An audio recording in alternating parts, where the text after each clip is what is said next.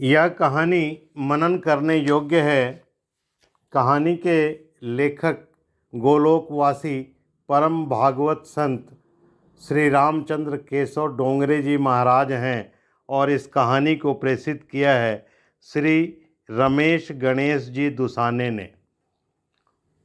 मनन करने योग्य कहानी ये है भगवान श्री कृष्ण के बारे में। अब आते हैं, कथा सुनते हैं।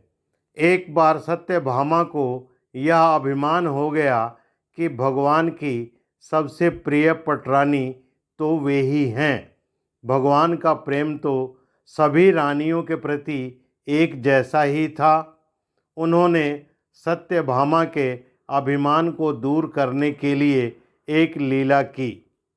भगवान की प्रेरणा से उन दिनों नारद जी वहाँ आए थे। सत्यभामा ने नारद जी से कहा, मुझे हर एक जन्म में श्री कृष्ण जैसे पति ही मिलें, ऐसा कोई उपाय बताओ। नारद जी ने कहा, आप जिस वस्तु का इस जन्म में दान करेंगी वह वस्तु अगले जन्म में प्राप्त होगी। यदि आप श्री कृष्ण को अगले जन्म में पति के रूप में प्राप्त करना चाहती हैं तो उनका दान करो। सत्यभामा जी तो श्री कृष्ण का दान करने के लिए तैयार हो गईं, किंतु उनका दान ले कौन?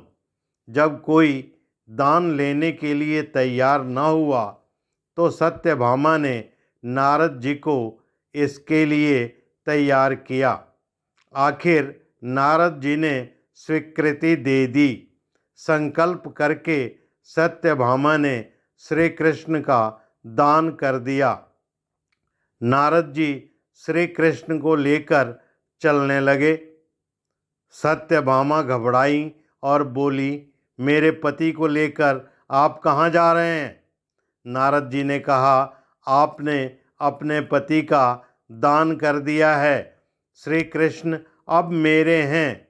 श्री कृष्ण मुझे दान में मिले हैं, अतः इन पर मेरा अधिकार है।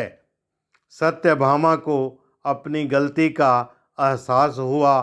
वे नारद जी से श्री कृष्ण की मांग करने लगीं।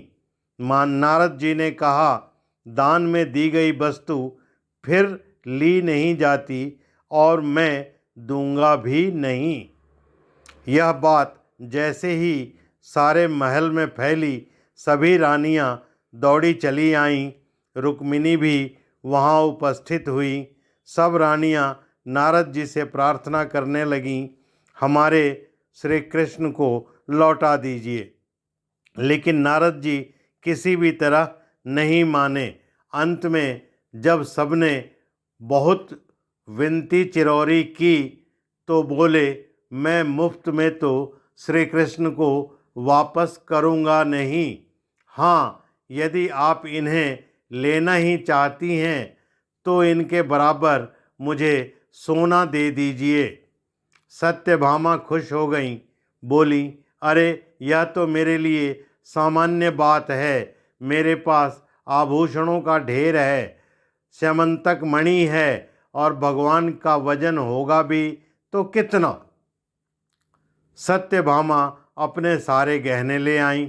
तराजू के एक पलड़े में लीलानाथ भगवान श्री कृष्ण को बिठाया गया और दूसरे पलड़े में आभूषण रखे जाने लगे।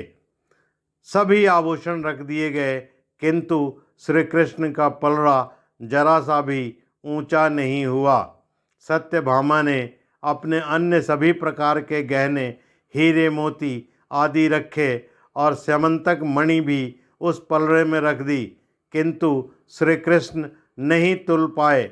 जीव को जब अभिमान आ जाता है तब भगवान कैसे हल्के हों? भगवान का मूल्य क्या हीरे मोती और आभूषणों से आंका जा सकता है? भगवान क्या द्रव्य से खरीदे जा सकते हैं? अन्य सभी रानियां भी अपने अपने आभूषण, रत्न आदि ले आईं, किंतु श्री कृष्ण का वजन कम न हुआ सो न हुआ, न तुले सो न तुले। अंत में सत्यभामा रुक्मिणी को भी बुला लाईं। रुक्मिणी को सारा रहस्य समझ में आ गया कि क्यों श्री कृष्ण नहीं तुल पा रहे हैं। वे बोली, क्या कभी भगवान को आभूषणों से तोला जा सकता है?